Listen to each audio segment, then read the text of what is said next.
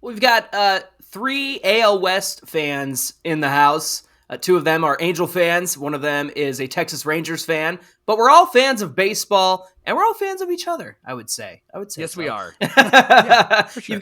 You've got the Frisch brothers here, the Super Halo Bros, Mike and John Frisch. We've got Bryce Patrick from Locked On Rangers, and we're here to talk a little bit about each of our teams. And so I think it'd be a good idea if you wouldn't mind, Bryce. We'd love to ask you a couple of questions about the Rangers, just from an Angel fan perspective, what we should know about this season. So, Mike, why don't you fire away with the first question for Mr. Bryce Patrick there? All right, Bryce. So here's the Angel problem that we have as fans. We get our hopes up at the end of the year, and then in spring training, we think we're going to win the World Series, and then they let us down at about June or July. So my question to you is, what's the rhythm for Ranger fans? Because they haven't been too successful. We kind of been in the same box, playing in the same playground for a while. So what's the Ranger fan terrible rhythm, or is there a terrible rhythm for Ranger fans? Really, lately, I think it feels a little different this year, which I'm sure just hearing those words for Angels fans, like, oh no, panic is setting in. Like I can't have hope. The Rangers, for the last few years, actually since I started hosting this podcast back in the start of 2019, they've been mostly kind of bad. My fandom really started in earnest like in 2010, just kind of a happy coincidence. I just decided to get into baseball that year, and it was a good year to be a Texas Rangers fan. So I thought, it's always going to be a couple great. good years there. Very good, very heartbreaking ending, but I still stuck on. And, this year, I don't know, for the most part, the last few years, it's been like, yep, this is going to suck. It's going to hurt the whole time. And, but I'm going to enjoy watching it. And then I'm going to be sad when it's over. For now, it's like, okay, I'm like very extreme cautious optimism, because obviously there's a lot of, flags and balls in the air and things like that. But like, I don't know. This should be a fun season, and like my expectations aren't like, oh my gosh, the Rangers are gonna go win the World Series or anything, but just like this team isn't gonna suck. I think I'm really hoping unless things go really wrong. And you know what? I will take like good competitive baseball team, and like I'm noticing something about myself this off season of like fighting with people. Like people aren't respecting the Rangers enough. Like people don't think this team's good enough. And like for the most part of my show, it's been like people are disrespecting the Rangers, and they're right to, because my team sucks. But it's kind of fun to have that little people don't respect my team, and I think they're actually going to be good. Like it's kind of fun to just like have that kind of optimism again.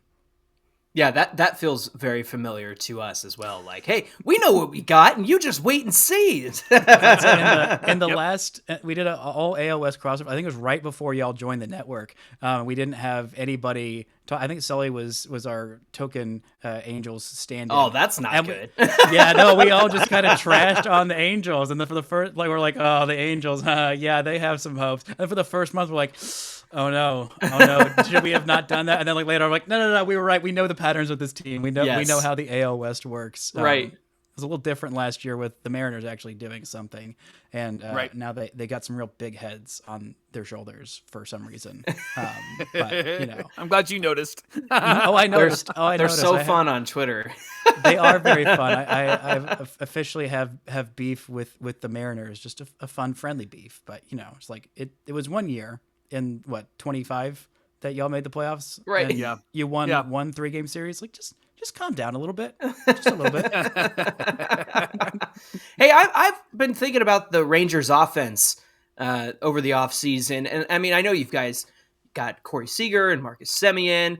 I really like Adolis Garcia, but I also feel like I don't know enough about who I should be afraid of when they come to the plate, especially against the Angels. So what can you say regarding the Rangers offense? Because we know the pitching is totally revamped this season. We'll talk about that. Thank the Lord. I'm interested in the offense. How is that going to look for the Rangers? I think last year the offense took a huge improvement.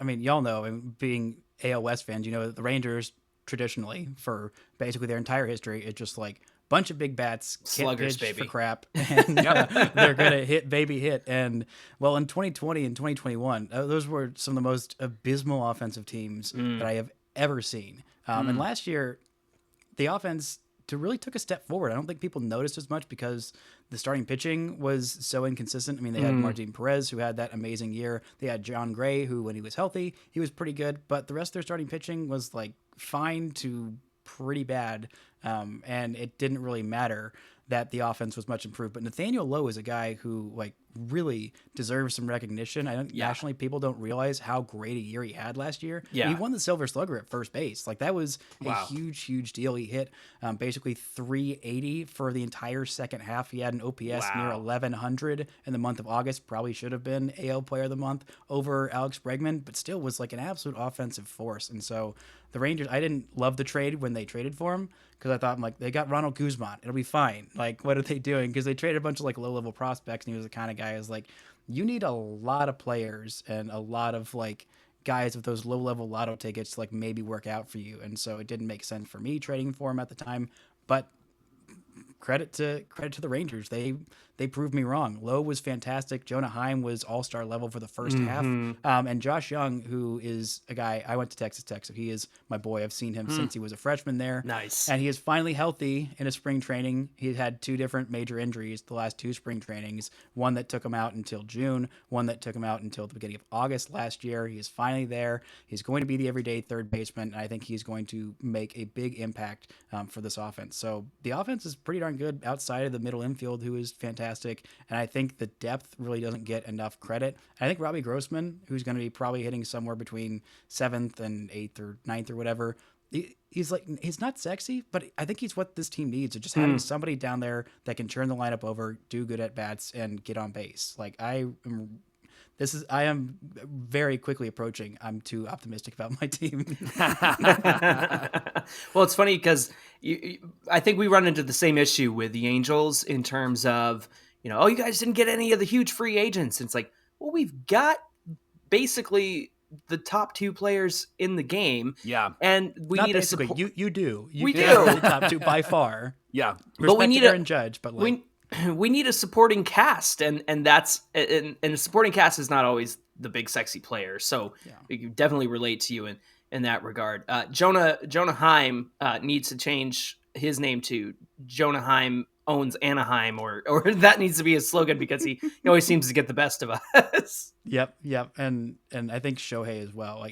Like the 2 Rangers players who do well against Shohei just kind of randomly, Taylor Hearn and Anaheim. I don't know what it is, but those 2, they got his players number. like that. You know what it is? Because Jonah Heim came over from the A's, and the A's always have players like always. that. Yeah. Yep. Always the A's. That's what it is. It's that residual A's magic. So let's talk about the starting pitching, Bryce, because they are very much improved. And having Jacob deGrom on this team is really exciting, I'm sure, for Ranger fans. So talk to us about how you're feeling about that. Are you nervous about injuries? And do you think that this starting pitching staff is going to be one of the best in Rangers history? I think it is. I think it's right up there. I mean, the depth is really incredible. I mean, 1 through 6, they have like 6, I'd say 7 legitimate guys who could be, major league capable starters. deGrom, he did have that setback with left side tightness when he came into camp, but actually just today, Wednesday, he threw his first live bullpen, touched 100 miles an hour, and just I was going to say, where's the DEFGROM meter these days? That was so great. We're at DEFGROM 5, the lowest level of okay, DEFGROM good. preparedness. Feeling good. Great. Should get in about 3 spring training starts. It seems like that's going to be the next deal. Eovaldi is having also left side tightness. Also, Rangers center fielder Leody Taveras also had a left oblique injury. So it was like 3 left side tightnesses. What are these guys doing? I don't know what the left side is going on with these guys, but Andrew Heaney has been very healthy. Martin Perez has been healthy. Gray had like a little bit of a setback, but he's healthy. And obviously there are big injury concerns with everybody, but I think that people really overthought the deGrom injuries. I mean, he's got not a whole lot of wear and tear on his arm. He didn't start pitching until he was a junior in college, didn't make his big league debut till he was 26.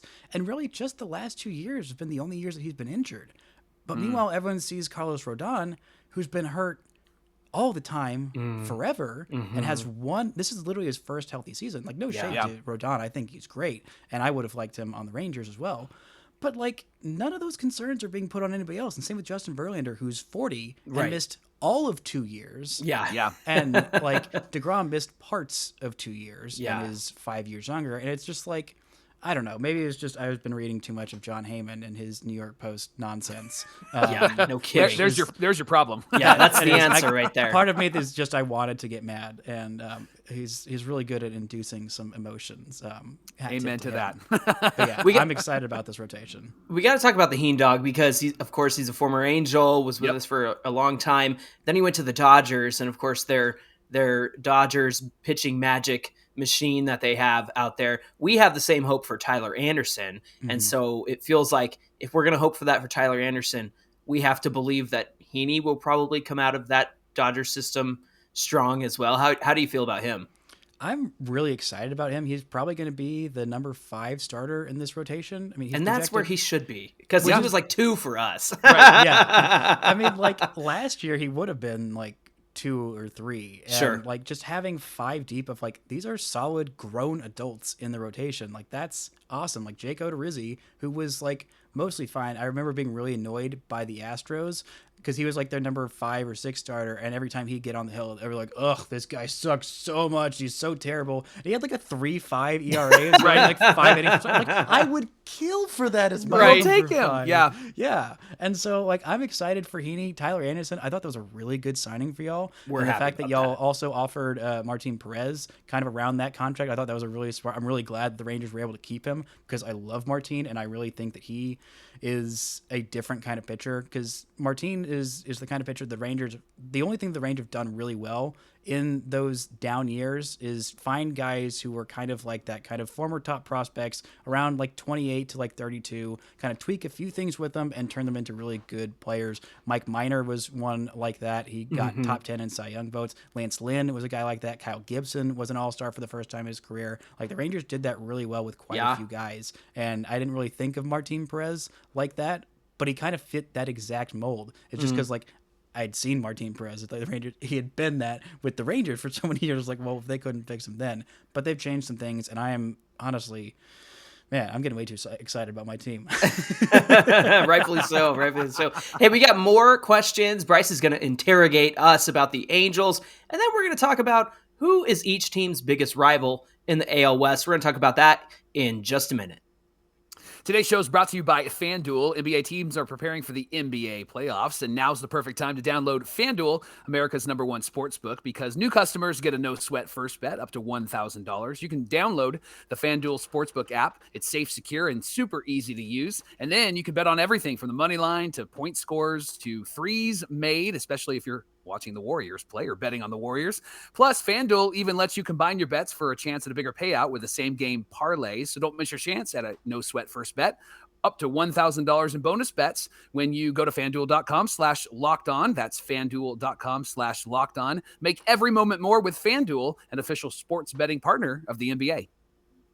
Hey, thanks for making Locked On Angels and Locked On Rangers your first listen today, and we're very happy to be doing a crossover between Locked On Angels and Locked On Rangers with our friend Bryce Patrick. And of course, if you're on the Rangers side and you're meeting us for the first time, I'm John. That's my brother Mike. We're the Super Halo Bros and the hosts of Locked On Angels. Now, Bryce, you got some questions for us. What do you want to know about the Angels? Anything and everything is on the table, my friend. Let's go. All right, I have prepared many questions, many including ones for one Artie Moreno that y'all talked about on the other show. You listened to our episode yesterday. I did. It was a great show. Much respect, y'all have a great show, and I like to learn. Got to learn about the enemy before you can understand them. That's right. That's right. Truly hate them. You know, I want to hate y'all for who you are, not who I think you are. We appreciate that. So anyway, my first question is about free agency. I kind of expected the Angels to be kind of big players around those like star players at the top of the market. There's obviously, it felt like there was a little bit of a need at shortstop, and I thought that maybe one of those guys might be Angels. Was that something that y'all were thinking that the Anaheim of Los Angeles of whatever city Angels were going to do? Or were you kind of like, yeah, I knew that this wasn't going to be something that they pursued? Well, I mean, gosh, there was 4 big shortstops out there, right? And it was definitely a need for the Angels, but I can't say we were super confident they were going to go out and get anybody. I think Dansby Swanson was the most likely out of those 4. And really, I mean, there were so many needs, and obviously shortstop is one of them, but I think I think from the beginning of the offseason, their plan was to supplement other areas of need and then kind of roll with guys who can play short but aren't necessarily shortstops. And also, I think they're really excited about Zach Neto, our number one pick from 2022. He's going to be playing shortstop. He's going to be one of those prospects who sticks at shortstop. So I think that that's kind of the long-term game plan there. Mike, what do you think? Well, and what the Angels really needed, Bryce, was meat on the bone. We've got Shohei Ohtani and Mike Trout, and then John and I. I mean, like that's literally the gap between all the players. So we needed meat on the bone, and that's what they went to go and get with the money that they spent. Even bullpen money, we needed meat on the bone. We have two guys in the bullpen that are making as much money as Raisel Iglesias was making with us last year, and they're going to be really key pieces to this team. And so I'm really grateful for the moves that Perry Manasian has made, because we really found ourselves in a position that, I mean, we joke about John and I playing, but it was literally that last year with guys like Jose Rojas, and then we're picking up guys off the waiver wire just to fill a spot. This year is going to be very different. Hopefully we avoid the injuries, but this year will be very, very different because we have major league ready and really good major league ready ball players on this team. And that goes to another point of like, over the last few years, it's been, hey, we have Rendon. Oh, he's hurt. Now we go from tier A to tier D. And that's why the Angels have consistently failed, especially over the last 2 years, is there's nobody to back those guys up. And so then they bring in Brandon Drury on an affordable 2-year deal. They bring in Gio Urshela to play third or second or first. They bring in Hunter Renfroe to really solidify the outfield and not really rely on guys who they're excited about but haven't been proven. Like last year, we started out with Joe Adell and Brandon Marsh. Brandon Marsh is with the Phillies now. Joe Adell will likely start in AAA. And so I think Perry Manasian's biggest need was we need proven talent who's done this before, especially if there's injuries, so that we have the pieces to back those guys up. So we're no longer going from tier A in Rendon to tier D with somebody from AAA or who just came off the waiver wire. Yeah, I definitely feel that. And I think I was actually like, I really liked what the Angels did this offseason. I was like, oh, this isn't what they normally do. This is like smarter and different. Oh, it's because Artie was selling the team, and so he let his baseball people do baseball things. He didn't interfere this year. How about that? It's wild how that works. When you let the guys who actually know about the thing do the thing. Yes. It's just like, I want this guy. Go get that one. Which, in retrospect, I really wanted Anthony Rendon. I was very upset when the Rangers didn't get him. But, looking back, I'm like, you know what? It worked out all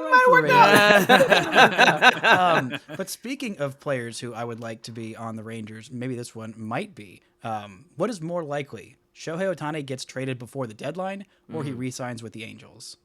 I don't think that he gets traded at all. I think that if we're going to pick one out of the other, I'm going to say he re-signs with the Angels, or they just let him go to free agency, because I think even if they're somewhat close at the trade deadline, they got to go for it with Shohei Ohtani. And I think the Phillies from last year are a great example of why you got to go for it, because that team was struggling. And then they ran into us and we were in the midst of our losing streak. And so you're welcome, Philadelphia, for allowing your team to get hot. But truthfully, I think the Angels have to go for it, and they got to figure out how to re-sign Shohei. If they don't and he goes to free agency, I know that the fans are just going to dump on the Angels, but reality is I think you got to go for it with this guy, because he's a once in a lifetime talent, and we've got him, and we got to try to win with him.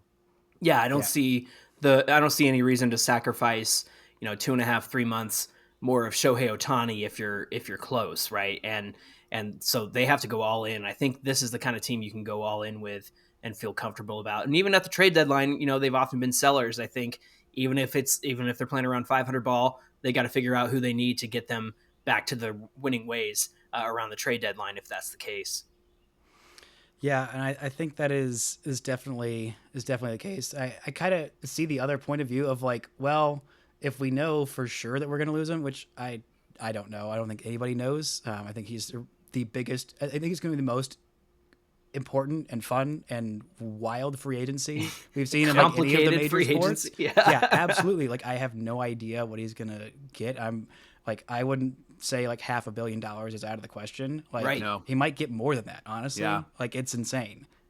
But he has been an absolute joy to watch, and it's been fun to watch him and Mike Trout on teams that, haven't really been beating down the Rangers too much. I mean, they have, but like the Rangers haven't had expectations while they're doing it, so that makes it a little bit easier. You can watch Mike Trout and Shohei Ohtani and not be mad about it at the end of the day. Exactly. That's what it was. I mean, Yeah.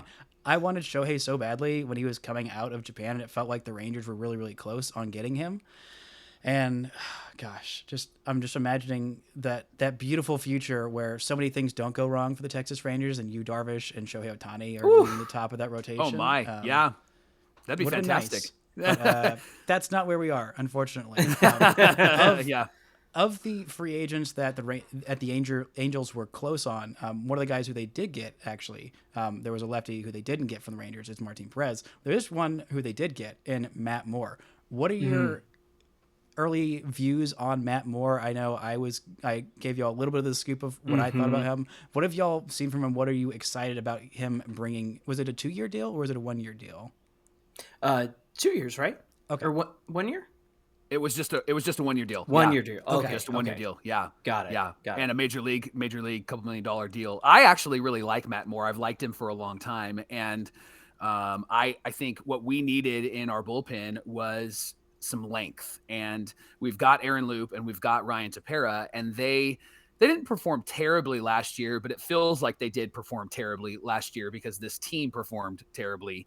But now with a guy like Carlos Estevez and Jimmy Herget in the bullpen, former Ranger, Ranger, great.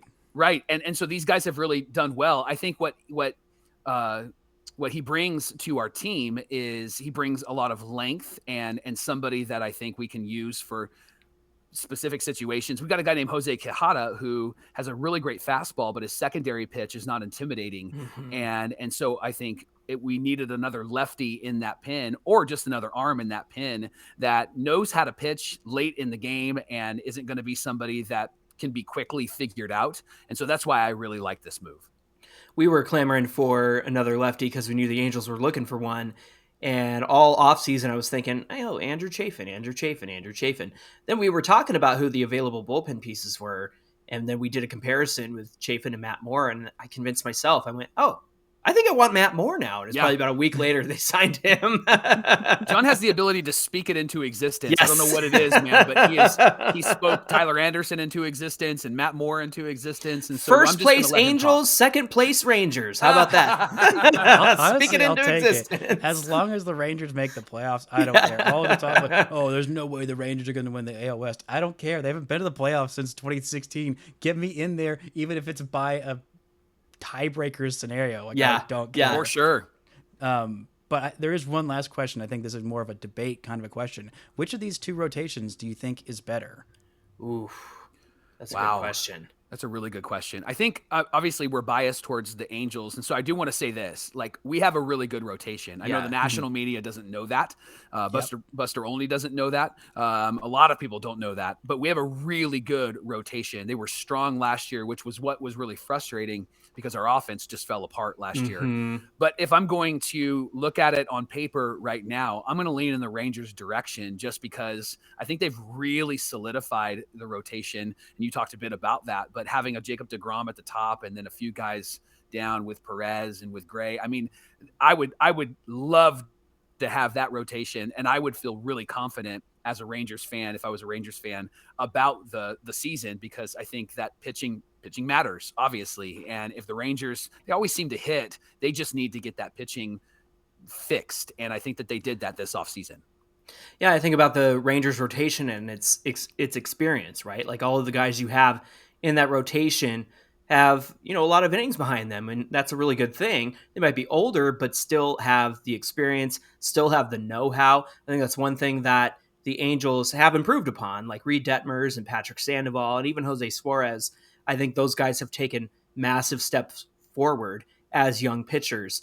But the thing about the Rangers is that you guys have so many good arms waiting in the wings, too. Like, you're going to be a pitching factory. And to an extent, the Angels have a lot of arms waiting in the wings that we're excited about as well. But, man, I really think when we get Shohei Ohtani versus Jacob deGrom, that's going to be the matchup of the year, man. So I'm really looking forward to that. I think my bias is overtaking me, but I really am excited about our Angel rotation. So I think I'm leaning Angels for this one. Honestly, I'm kind of split because, like, last year, looking at the Angels and what they did, especially like at the end of the season and kind of looking at like where all the teams, different teams stacked up, and I'm like, how did the Angels finish with that record? Like, Right. the rotation Yes. was really good. Yes. And like, I kind of knew it at the time. Like, I don't think people realize how good Patrick Sandoval is. Reid Detmers has some really awesome moments. Jose Suarez, obviously, Shohei. Then adding Tyler Anderson, just kind of getting that depth. It feels like I don't know, maybe it's just my own biases and all the talk about, all these, the Rangers did sign a bunch of guys who do have a bunch of, injury history and they are older. And I mean, there's different caveats with that, but like, I'm really neck and neck on both of these. Obviously, Jacob deGrom is amazing. Shohei Ohtani is amazing. It just kind of depends on like how numbers like 2 through 4 in the Rangers rotation stack up. Like if Martin Perez is pretty much the same pitcher that he was last year, then like I think that's going to be a huge difference maker that I don't think people are realizing. I kind of lean towards the Rangers, but like I am really, really neck and neck because this Angels rotation, it's really good, and it kind of worries me about how good this AL West is going to be. Well, that's a good transition into, kind of our last topic is who are we worried about the most? Who is our biggest rival? Who do we think we have a chance against? Bryce, how do you feel about the AL West in general and where your Rangers stack up against them? I feel like the Rangers stack up pretty well. I mean, everywhere is picking them to finish 4th in the division, like somewhere of like 75 to 78 wins, which like people don't realize that how much the Rangers team improved last year. That's one of the things that I feel like doesn't get, like it gets overlooked a lot. The Rangers had an absolutely horrendous record in 1-run games. Their Pythagorean record, so their expected wins and loss with runs scored versus runs allowed, was 77 and 85. Their actual record 68 and 94. So like they were a better team. They just had some really tough bullpen outings and starting pitching was rough. But like, obviously it's the Houston Astros. There's not been much of a rivalry there since the Astros came over. One of the Rangers or Astros have been absolutely trash outside of 2015 and 16, which was a lot of fun when the Rangers won back-to-back divisions, when everyone thought, oh no, this is the Astros time. They're going to do it. And old Jeff Bannister and the last 2 Rangers playoff teams winning those AL West pennants or whatever. And we don't have to talk about what happened in the playoffs after that, but but you got there. And it's been kind of annoying to have to watch the Astros be really good and have no rebuttal of just like, yeah, no, you're really good, and we kind of suck. And don't even get the like your only championship was the trash can season. Now they've got like a real one, and it's like, okay, that's a real huge bummer. Yeah, right. I just feel like I'm just gonna say it. Like I feel like the Mariners are kind of overrated. I know that they've put some good players on the field. Join me on this hater side. Yes. We're joining. We're card-carrying members. Here's my thing. When you break it all down, I know that we have less games against the West, especially with the fact that we're playing fewer games. Yeah, fewer games, right? And the fact that we play more of the NL teams, and we're playing every single team. But I also think that with the improvements that the Angels have made, the improvements that the Rangers have made, it's a very tough competition. And then you've got the A's, who always seem to like have a team of no names that just put it all together. And they might not be successful, but they'll certainly take a few wins away from you over the course of a season. And fellas, can I tell you that's the team that actually makes me the most nervous?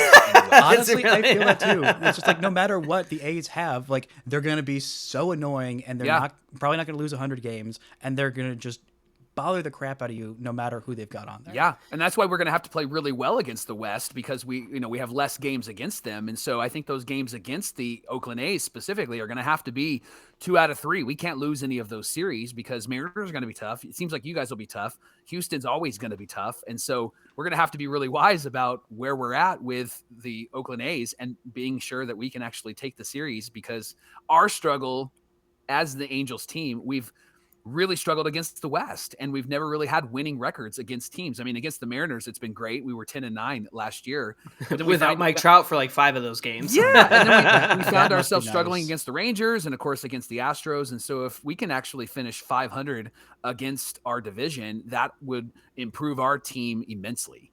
I just feel like it feels like all the projections have been set in stone. Astros, Mariners, Angels, Rangers, A's. And I just don't agree with that. I think the middle 3 is going to be a toss-up, and I think it's going to be a lot of fun.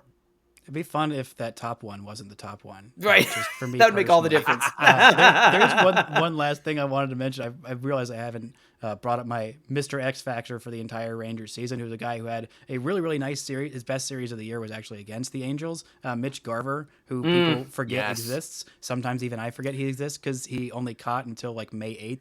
I had him on my fantasy team, so I didn't forget about him. And then he was out. Wow. He was out until the rest of the season. So it's like, I was bummed. Yeah, and I think he's going to be a huge part in what the Rangers do, their success level. Like, people forget like how great he can be when he's healthy. Like, he had 30 home runs in 90 games in 2019. Like, that could be a huge difference maker. And not having to ask him to catch a million games while having Jonah Heim there, having him be like the primary DH. Like, man, I've gone into full homer mode, but That's actually a good point, because maybe for Rangers fans who want to know this, I feel like, Mike, you might agree with me. Our X factor is probably either Taylor Ward or Hunter Renfroe.